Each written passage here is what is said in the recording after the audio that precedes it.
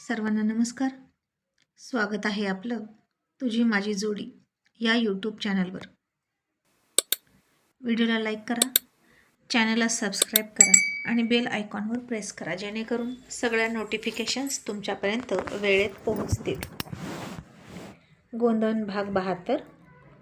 विश्वासनं टेन्शनमध्ये येऊन ड्रिंक केली आणि तोच डाव साधत लिली त्याच्याजवळ रात्रभर झोपली आणि सकाळी उठून त्यानं लिलीला त्याच्या अंथरुणात बघितलं आणि त्याला टेन्शन आलं.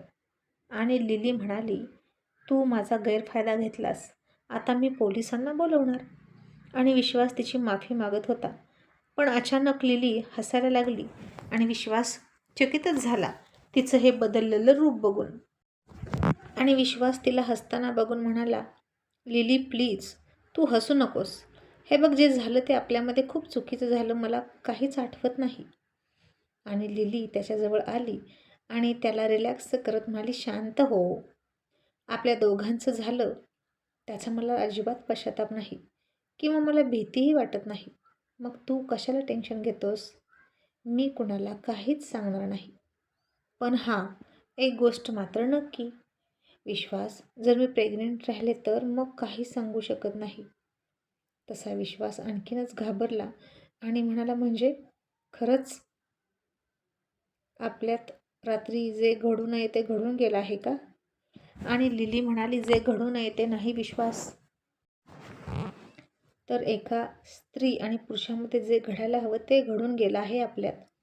खरं तर थोडासा मी विरोध केला तुला, पण काही क्षणानंतर मी तुला अडवू शकले नाही आणि तुझ्या पुरुषार्थासमोर मीही शरणागती पत्करली. आणि खरं सांगायचं तर विश्वास, तू मला खूप आवडतोस आणि म्हणून तर मी तुला माझ्या बेडरूमपर्यंत येऊ दिलं. विश्वास, आय लव्ह यू, असं म्हणून लिलीनं त्याच्या ओठांवर डायरेक्ट ओठ टेकवले आणि विश्वासनं चकित होऊन तिच्याकडे बघितलं. पण आता लिली त्याला मिठी मारून त्याच्या ओठांमध्ये ओठ घालून उभा राहिली होती आणि विश्वासला तिला दूर ढकलायचं सुद्धा समजत नव्हतं. रात्री मी तिच्यासोबत चुकीचं वागलो ते चूक आहे की तिने मला सगळं विसरून स्वीकारलं, माफ केलं आणि माझ्याच प्रेमात पडली, हे तिचे उपकार आहेत हेच त्याला कळत नव्हतं. आता लिलीनं विश्वासचे दोन्ही हात पकडले, तिच्या कमरेभोवती गुंफले आणि पुन्हा तिचं अख्खं शरीर त्याच्या शरीराला चिकटवलं आणि त्याच्या केसातून ती तिचे दोन्ही हात फिरवायला लागली आणि तिची नाजूक सडपातळ बोटं त्याच्या केसातून फिरायला लागली आणि विश्वासच्या शरीरात आग निर्माण झाली. आता हे चूक आहे की बरोबर त्याला कळत नव्हतं, कारण जे व्हायचं होतं ते रात्रीच घडून गेलं आहे असं त्याला वाटत होतं. मग आता चुकीबरोबर याचा विचार करण्याची गरज वाटली नाही, कारण लिली पूर्णपणे तिच्या मनापासून त्याच्या समोर आली होती आणि त्यानंही लिलीच्या ओठांना त्याच्या ओठात घेतलं आणि तिला प्रतिसाद द्यायला सुरुवात केली. आणि आता दोघेही बेभान झाल्यासारखे एकमेकांना बिलगले. दोघांचेही श्वास खूप खूप वाढले आणि विश्वास त्याचे मर्दानी हात तिच्या नाजूक शरीराभोवती गुंडाळत होता, तिला कुस्करत होता, ठिकठिकाणी टच करत होता, किस करत होता, उचलून घेत होता. आणि लिलीसुद्धा मदमस्त होऊन त्याच्या मिठीत त्याला पूर्णपणे सोपवून बिनधास्तपणे त्याच्यासोबत रास क्रीडा करत होती. आणि बराच वेळ त्यांचा रोमॅन्स असाच उच्च कोटीचा झाला आणि मग त्यानं तिला उचलून घेतलं, बेडवर ठेवलं आणि लिलीने त्याच्या शर्टचे बटन काढायला सुरुवात केली. त्यानंही तिच्या टॉपला हात घातला आणि पुन्हा तोंडामध्ये तोंड घातलं. पुन्हा हार्ड आणि रफ किस सुरू झाला दोघांचा. बघता बघता वरचे कपडे त्याचे बाजूला पडले आणि आता दोघांनीही फार उतावीळ होऊन एकमेकांच्या खालच्या कपड्यांना हात घातला. तसा दरवाजा वाजला आणि बाहेरून तिचं डॅडी म्हणाले, लिली बेटा, अगं तुझी फ्रेंड आली आहे, तुला भेटायला, बाहेर येतेस ना? तसे दोघेही भानावर आले आणि विश्वास घाबरला, तिच्यापासून दूर निघाला. इतक्यात तिनं त्याला पकडलं आणि पुन्हा अंगावर खेचून घेतला. त्याच्या गळ्याभोवती दोन्ही हात गुंफले आणि म्हणाले, विश्वास, नको ना दूर जाऊ. विश्वास घाबरून म्हणाला, लिली तुझे डॅडी आहेत, त्यांना जर हे कळलं तर ते काय म्हणतील? आणि लिली बिनधास्तपणे म्हणाली, काय म्हणतील तेव्हा? काहीच बोलणार नाहीत, उलट मीच त्यांना आता सगळं सांगणार आहे आपल्याबद्दल. आणि विश्वास, आय लव्ह यू. आणि तू? आणि विश्वास थोडा विचारात गुंतला. त्यानं तिच्या नाकावर नाक घासलं आणि म्हणाला, माहीत नाही, पण तू मला आवडतेस. जेव्हापासून तू तुझा लूक चेंज केला तेव्हापासून तू मला खूप आवडतेस. असं म्हणून त्यानं तिच्या गालावर किस केला. आणि लिली, मला तुझ्यासारखीच बायको हवी होती. स्मार्ट, फॅशनेबल, पण संस्कारी. आणि लिली म्हणाली, पण विश्वास, आता आपण दोघे तर एक झालो आहे रात्री, त्यामुळे मी तुझ्यामध्ये पूर्ण गुंतले आहे. एवढं लक्षात ठेव. आणि मला तुझ्यापासून कोणीच वेगळं करू शकत नाही. I want to marry you. मला तुझ्याशी लग्न करायचं आहे. हे ऐकून विश्वास पुन्हा नाराज झाला. तिच्यापासून दूर झाला. ती पुन्हा उठली. त्याला पाठीमागून मिठी मारत म्हणाली, काय झालं? उत्तर दे ना. मी जर प्रेग्नंट राहिले तर तुला माझ्याशी लग्न करावं लागेल बरं का. कारण रात्री आपण काहीच प्रिकॉशन नाही घेतली. आणि आता तू घाबरतोस का मला स्वीकारायला? आणि विश्वास तिला जवळ घेत म्हणाला, नाही गं, मी कशालाच घाबरत नाही. मी तुझ्याशी लग्न करायला सुद्धा तयार आहे.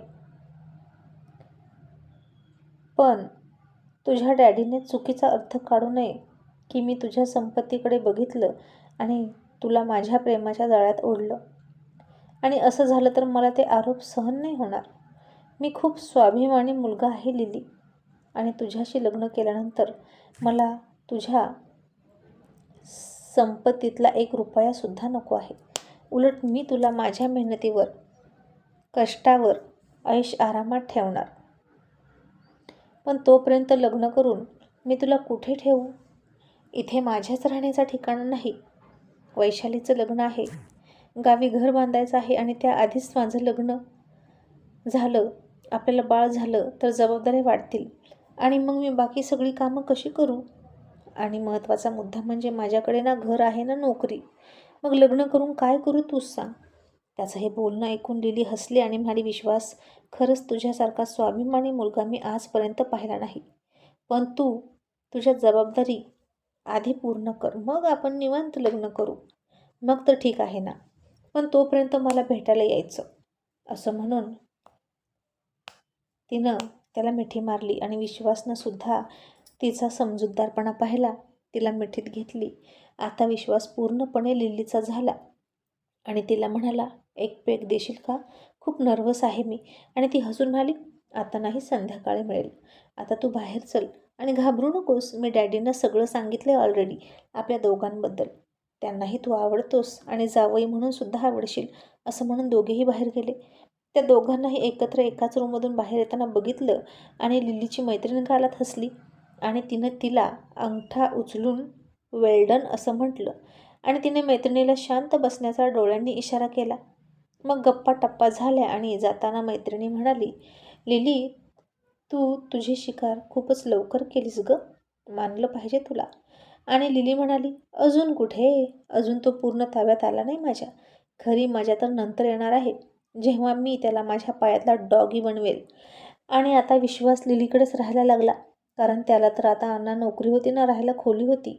आता इकडे पत्र आलं होतं वैशालीचं, पण जुन्या फ्लॅटवर आलं होतं आणि विश्वासला निरोप मिळत नव्हता. अशी 1-2 पत्र वैशालीने पाठवली होती विश्वासला, पण ती पत्र तिथेच साचून राहिली होती. त्यामुळे गावाकडून काहीच निरोप नाही असं विश्वासला वाटायचं. आणि इकडे विश्वास कधी येईल म्हणून पद्मा चातकासारखी वाट बघत होती. संतोष सारखं स्थळ हातचं जाऊ नये असं तिला मनोमन वाटायचं. आणि विश्वासच्या निर्णयाशिवाय, त्याच्याशी बोलल्याशिवाय तर ती काहीच ठामपणे सांगू शकणार नव्हती. आणि इकडे संतूसुद्धा वाट बघत होता पद्माच्या निरोपाची, पण अजून काहीच कळत नव्हतं आणि कदाचित अजून विश्वाससोबत बोलणं झालं नसेल. पण माझं असं त्याला वाटलं. आणि पुष्पा म्हणाली, आई, काय झालं? संतू भावड्याला ती मुलगी पसंत आहे ना, मग तो का लग्न करत नाही तिच्यासोबत? आता विश्वासचं स्थळ पुष्पासाठी फिक्स करण्याचं संतू प्रयत्न करतो हे पुष्पाला माहीत नव्हतं. खरं तर पुष्पासाठी हे सरप्राईज होतं संतूचं. त्यामुळे सरस्वतीसुद्धा काहीच बोलली नाही. फक्त इतकंच म्हणाली की अगं, तिचा भाऊ आहे ना, तो शहरात राहतो आणि तो आल्यानंतर मग पुढची बोलणी होणार आहेत. आणि पल्लवी म्हणाली, मामी, आपल्या पुष्पाताईचं लग्न कधी व्हायचं? इतक्या चंद्रासारख्या देखणं असून काय उपयोग? आणि सरस्वती विश्वासचा फोटो डोळ्यासमोर आणत म्हणाली, पल्लवी, आता असं वाटते की तिच्यासाठी सुद्धा एखादा देखणा राजकुमार लवकरच येईल घोड्यावर बसून तिला न्यायला. पल्लवी म्हणाली, खरंच का? असा एकदम तोडीस तोड शोभणारा जोडा जुळेल असं वाटतं का तुम्हाला? पुष्पाताईला शोभेल असा मुलगा भेटेल? आणि सरस्वती म्हणाली, भेटलाय तर खरा, पण पदरात पडेल तेव्हा खरं. पण ज्या अर्थी त्याची आई त्याच्या परवानगीशिवाय शब्द देत नाही, याचा अर्थ तो जरा हट्टी दिसतोय. पल्लवी हसून म्हणाली, अहो मामी, त्यानं एकदा आपल्या ताईला बघू दे तरी, मग बघा तोच कसा पागळेल. आणि आपल्या पुष्पाताई तर काही कमी हट्ट करणाऱ्या आहेत होय, त्यासुद्धा ठकास महाठक आहेत. इतक्यात पुष्पा तिथं आली आणि म्हणाली, काय झालं, तुम्ही कोणाबद्दल बोलताय? तशी सरस्वती आणि पल्लवी गप्प बसल्या आणि म्हणाल्या, काय नाही, असंच लग्नाबद्दल बोलत होतो.